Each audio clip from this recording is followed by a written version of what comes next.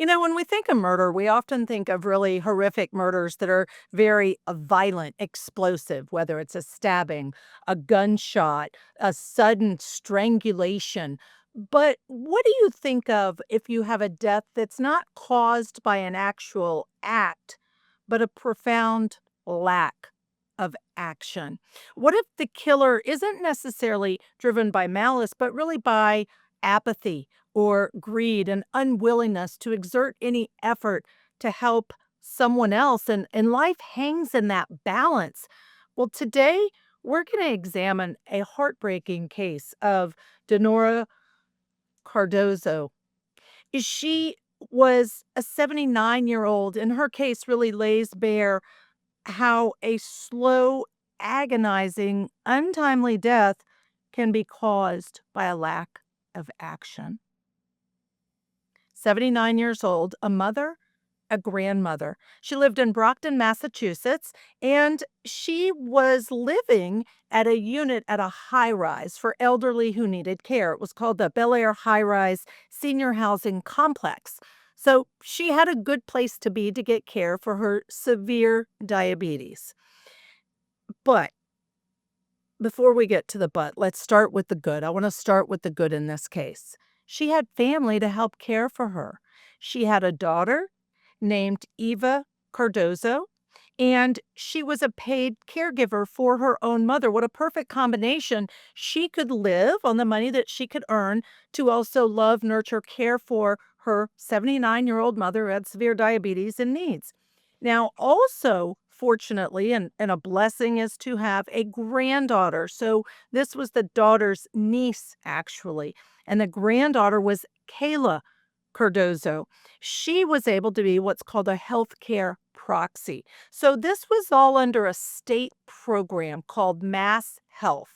And through Mass Health, as a healthcare proxy, the granddaughter was responsible for number one, pitching in and helping with the care of the mother, Dinora, but also she had to oversee timesheets. And this is part of the Mass Health system, paying these relatives to care for their loved one. Really a great system when you think about it in terms of what it can provide.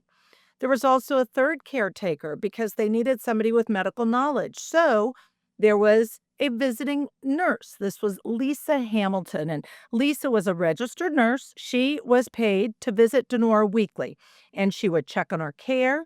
She would check on the medical conditions. Again, she had severe diabetes. And she would also then document every week how she was doing. So there could be some monitoring about the care to make sure that it was loving, nurturing, and good being provided by the relatives. But in May of 2023, Dinora suffered an agonizing death.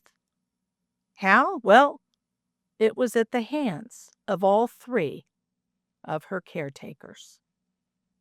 The sin, sloth. Sloth is defined as a reluctance to work or to make an effort, laziness. But in the context of the seven deadly sins, sloth refers to a spiritual apathy, a lack of care for oneself and others. It's really more than just laziness. It is a state of mind that leads to the neglect of one's duties and responsibilities. That's the why behind this crime, the motive.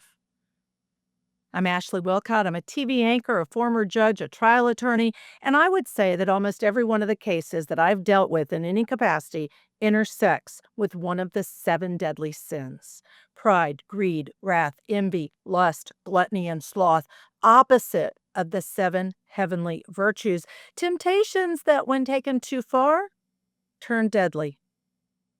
This week, we break down the excruciating death of elderly 79-year-old Dinora Cardozo and how the deadly sin of sloth left her to die in her own filth at the hands of her caretakers. A little later, I'll be joined by Franz Borghardt, a criminal defense attorney, in our breakdown segment where we will go deep in the how and the why of the neglect of a helpless mother and grandmother at the hands of her own daughter, granddaughter, and a registered nurse. Let's get into it. This is the Deadly Seven. So, just how did the individuals who are being paid to care for Dinora and directly responsible for her well-being, how did their laziness, indifference, and deceit lead to her agonizing death? The shocking details of this crime rocked the entire region. It was May 17th of 2023 in Brockton, Massachusetts, and there was a 911 call from the daughter of Dinora. This was from Eva needing an ambulance. So the first responders go, and again to the high rise where the elderly stay, and what they discovered when they entered Dinora's room was not just a medical emergency. They said, described it as a scene of unspeakable horror that would shake even the most hardened veterans. Imagine this. This is what they found when they walk into this room. 3 caretakers, a registered nurse, 2 paid caretakers, including one who's a granddaughter, the other who's a mother. And this is what the first responders find when they get there. A bedridden elderly woman, not so bad. Frail, not so bad.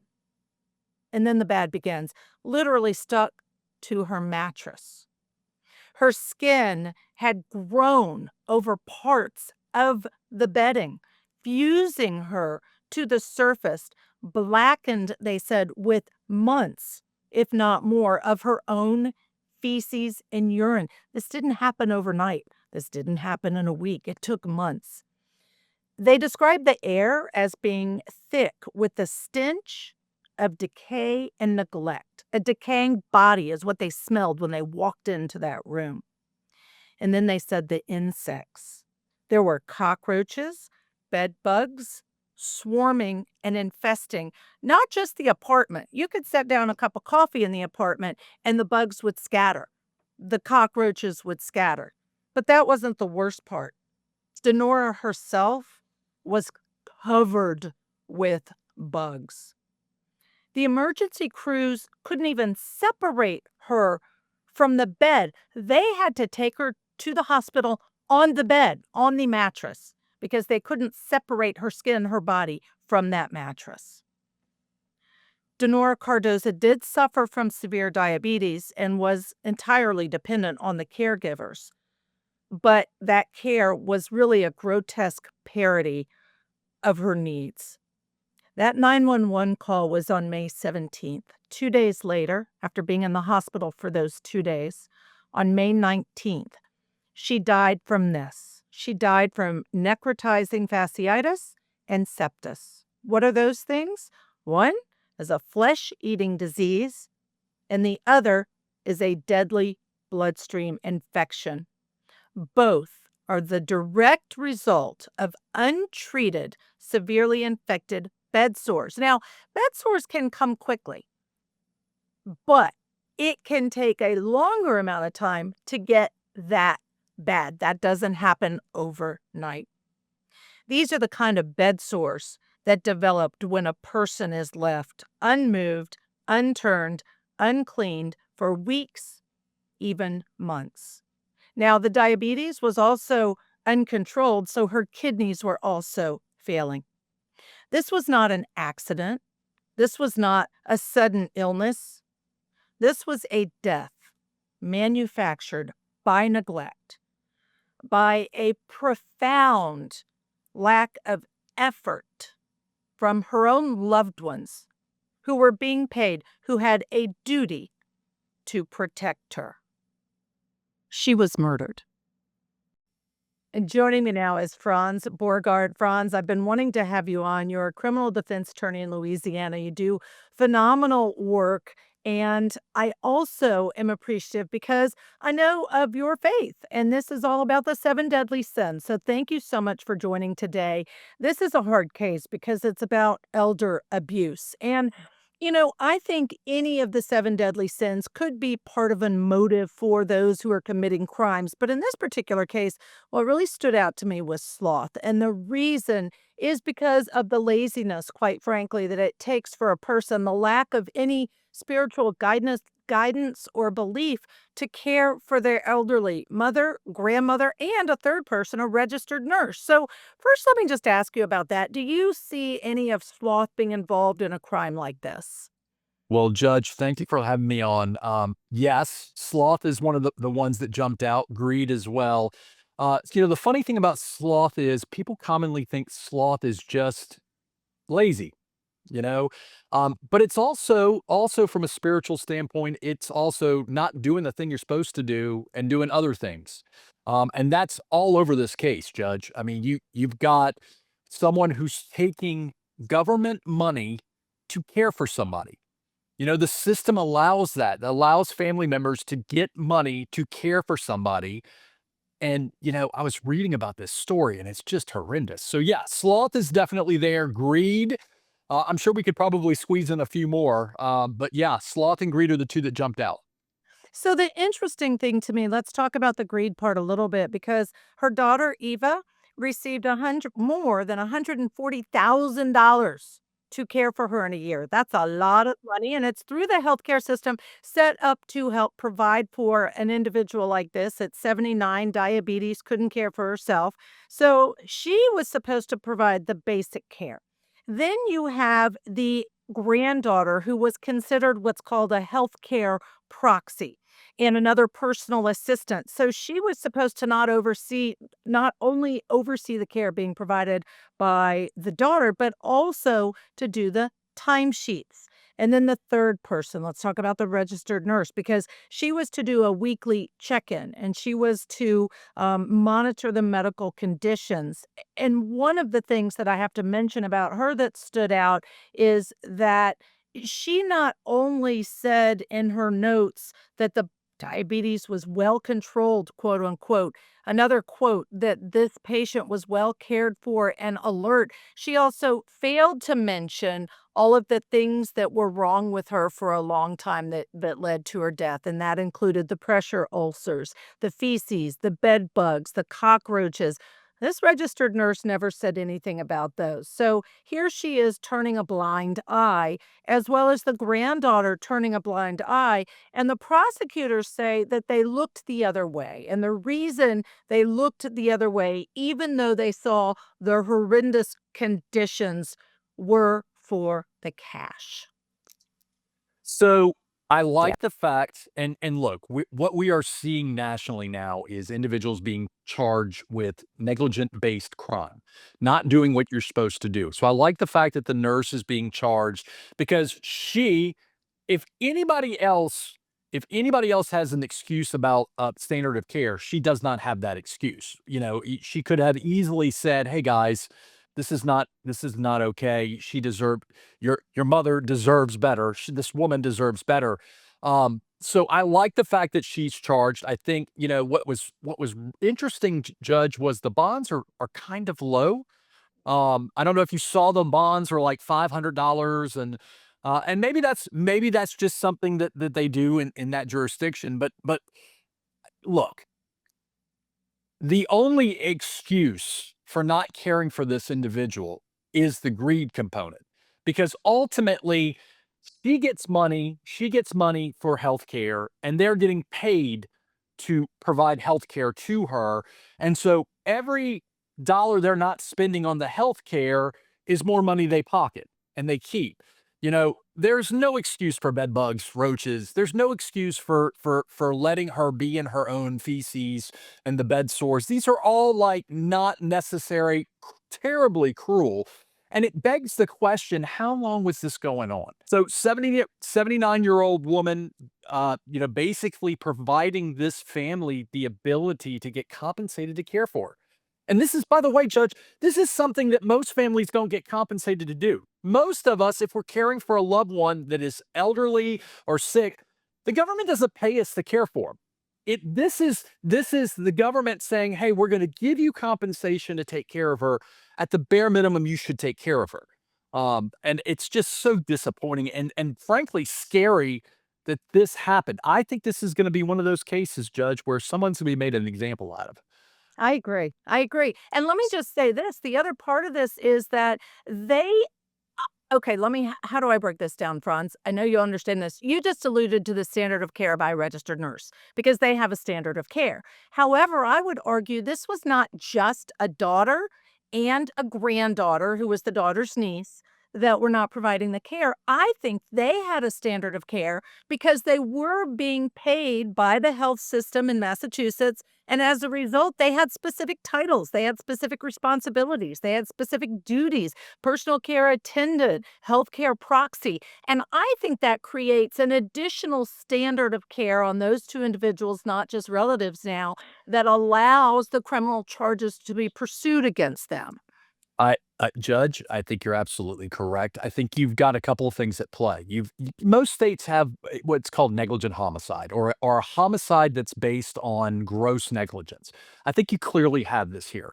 Most states also have what we call cruelty to the infirmed or elderly laws.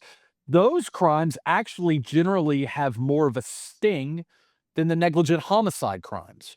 So that is gonna be something that also look, I'm interested to see what the creative defense to this is going to be, because this is a great case for a prosecution. The greed component, the motive is right there. Like, why neglect a loved one? Because it's more money in your pocket. If they, in fact, weren't getting compensated, they at least have an argument, maybe. I'm not saying it's a good argument. They have an argument for we're doing the best we can. And we've seen cases before where loved ones who are accused of neglect and elderly abuse or whatever, they're saying, well, we didn't have the means. We're doing the best we can. You don't have that here. $140,000. $140,000. That's a lot of clams. That's a lot of money. And go ahead, Judge. I was just gonna push back because that is a lot of money, that is a lot of clams, and that is a lot of motive. But on the other hand, from the bench, my perspective is this: it's not just about the money. It's also your lazy ass because you could do really a minimal amount of care and make sure she's safe and doesn't have bed bugs and roaches and feces sticking her to the sheets. But instead, not only are you getting the money, but there has to be that component, that motive of sloth, of being so lazy, of so un in tune with the spiritual nature of helping others and helping yourself that you just don't care, that you let it go, that you do nothing for that money. I think that's the second component. So so the number one way, as someone who has an elderly mother who is in assisted living, for dementia, I will tell you, the bare minimum of preventing bed sores is movement. The bare minimum of preventing laying in your own feces is changing a diaper. Like, and yeah, I get it. Nobody wants to change a diaper, but again, you're getting compensated by the federal government or the state government to do this. And look, fraud cases, Medicare, Medicaid fraud cases, generally, it's either work not being done and being paid to do the work, or lying about some double dipping and saying that you're doing more work than you're actually doing. So I think I think these defendants are going to have an uphill battle. And like I said, I'm very curious what the creative defense is going to be because it's problematic. It is problematic when you have a loved one that is your ward that's in, and again, we've seen cases, whether it's children, parents, they're your responsibility. You've accepted it and you just say, I don't care about this person. I care more about the money. Yeah, That's a problem. That's a huge it is a problem. It is a problem. And I have to say this. So we know that in November of 2023, they were indicted by a grand jury. Manslaughter, caretaker neglect of an elder causing serious bodily injury, and also fraud charges, especially for Eva and Kayla, the daughter and granddaughter. Those are the fraud charges against them, as well as the other charges. But I want to go back to what you mentioned, which is the bail, because I'm shocked with those charges, including manslaughter. Bail was $5,000 for Eva, and then 500 for Kayla, as well as Lisa, the registered nurse. And here are the conditions. I want to ask you about these two. No contact with the witnesses, no working in healthcare settings with vulnerable populations. That's it. Are you kidding me? I'm shocked at the amount of money, but also the lack of conditions. So consider this. They're probably using the defrauded money to make bail. Isn't that Oh my ironic? gosh, Uh, Franz, I hadn't even so thought of that. so here's the kicker. I've never been a judge. Um, I would say I'd want a mental health component. I would want random drug testing because if I'm on the bench, I'm thinking, what were you doing with all this money that you were Mhm. so Yes. neglectful? And so I want random drug testing to see, just mental health evaluation. But man, oh man, is that a thin bond for these charges? Like I'll tell you now. Granted, I live in Louisiana, Judge. I will tell you the bond would be a six-figure bond in Louisiana in most jurisdictions, and nobody would blink an eye. If it were a $250,000 bond, I'd be like that feels about right. Yep. Um, I the optics, the messaging of that low of a bond. Now, again, I don't know, this may be a jurisdiction where that is actually a high bond. I don't know, but this is Massachusetts. This is the back. This is Kara Reed's backyard. I mean, this is. I'm flabbergasted that the bond is more than anything else. The bond being so low is what really is kind of startling. Mhm. But again, I would want to deep dive a little bit, Judge, into that jurisdiction and look. Do these guys have criminal records? Probably not.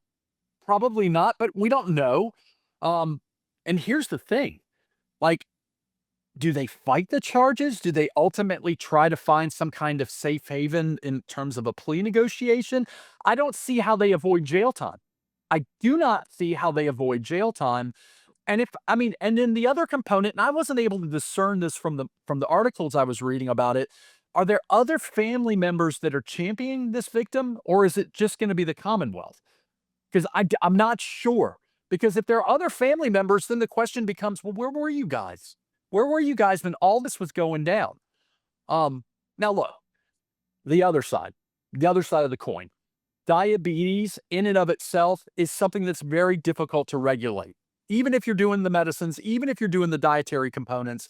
So there will be a defense there. There will be a very problematic defense to the bed sores, to the bed bugs, to the roaches, to the feces. I've been playing defense attorney, Judge, and I don't see how they defend that. Like, how do you get around the smell component? Like, you weren't aware? Like, how are you not aware? I just that's gonna be, to me, the hardest thing to defend in the case.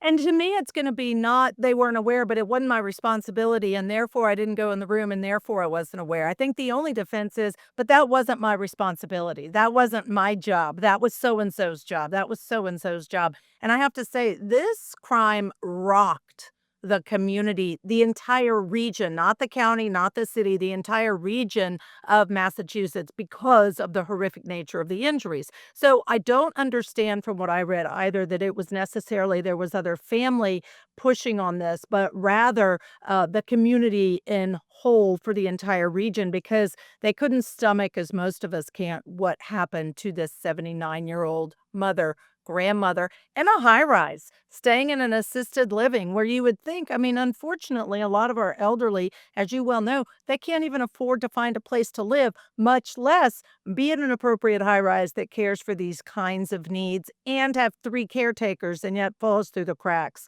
and is neglected literally to death. I must say, all 3 have pled not guilty. Interestingly, do you know, Franz, they could work with children. The bond conditions don't prevent that.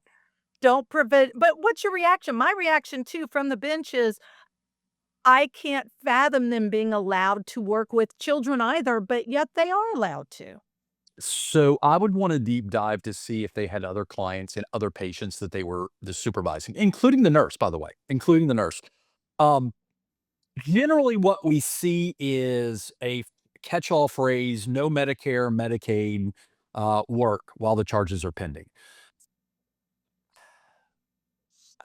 I would hope that whomever is hiring them would do some basic Google searching to Yeah. see that these individuals are accused of what they're accused of. Now, look, they are cloaked in a presumption of innocence. They're cloaked in that presumption of innocence. So I will say, maybe there's another side of the story. That said, what is going on? What is Yeah. going on with that judge? And again, look, I don't know. And frankly, Judge, and this gets into another conversation about selection of judges. I don't know if the judges there are selected or elected. That said, generally, generally, either way, there would be a chilling effect to a judicial officer that was like, hey, I want to protect the community. And protection means making sure no one else in the community is at risk of harm. That that that caveat or the absence of some kind of language about children, it's kind of scary stuff. Kind of It is. scary. It is, and I'll clarify, they can't do healthcare with children, but they can work in daycares. There's a rumor one of them is, so they can still work with children, but not in the healthcare environment. Now, I wanna add one more thing. Get this, the nurse, Lisa Hamilton, she may continue to work in her role as a nurse with supervision. Is supervision enough to ensure that she does not fail to look at a patient, document what's happening in care, in your opinion? So supervision based on what she was doing seems kind of silly. Because why are you paying her then to do the one thing she was doing, which is supervision? I don't know that that is sufficient. I understand that most nurses are governed by state licensing boards, and those licensing boards have an administrative process, and it's she gets due process under that. Again, what's problematic is how do you trust this nurse to do the one thing she is supposed to do, whether she's supervised or not? And this is not, and let's be very crystal clear, this is not an act of negligence that could be construed as a mistake. Like, hey, I was caring for a patient, I dropped a needle and it stabbed the patient in the leg. That's a mistake. That you don't lose your license over that. This is for a period of time, I turned a blind eye, and I want to know, was she receiving kickback money from these other 2 family members? Because that is a component of this nexus, if you will, is why was she keeping quiet? Was she getting compensation? And is it worse if she wasn't getting compensation, she's just like, "I don't care. I'm just gonna," Right, you know because that motive of greed is right out the window. Instead, it's just, Right. It her goes back not to the doing her job. sloth. Yeah. Yeah. Mhm. So I would be very cautious to allow any of these individuals to do anything that involves caring for human beings until this case shakes itself out. Now, if they're acquitted of all charges, then the licensing board can decide what it's going to do. The government can decide, hey, we're going to let you keep doing these Medicare, caregiving. I just this is scary, scary, scary stuff. People manipulating our taxpayer money, the taxpayer money of the Commonwealth, um, under the guise of caring for loved ones and doing anything but caring for loved ones. Yeah, I completely agree with you. And I too would be very reticent to allow them to care for people, although presumed innocent, until it's resolved. My final thought, I'd like yours, and I appreciate your time today. I think this case really does force us to confront the uncomfortable truth, and that is that sometimes the deadliest sin is not something we do, but rather something we fail to do. And when that failure results in a death like it did in this, then you can have a criminal justice system that steps in to demand justice. All right, your final thoughts, if you would, please, sir. So certainly on a national platform, sloth, and I'm going to say it's gross negligence, because that's how we're seeing it play out. Gross negligence, whether it's Alec Baldwin in the Rust case, whether it's other people who have a duty, police officers at school shootings, gross negligence, sloth. I got to tell you, sloth oftentimes is the one that gets, I can only speak for myself, Judge, gets me in a lot of trouble. It's not doing that one thing that I know I need to do, that I should do. And I'm sometimes as a procrastinator, we do a whole bunch of other stuff that gets done, but not the thing we're supposed to do.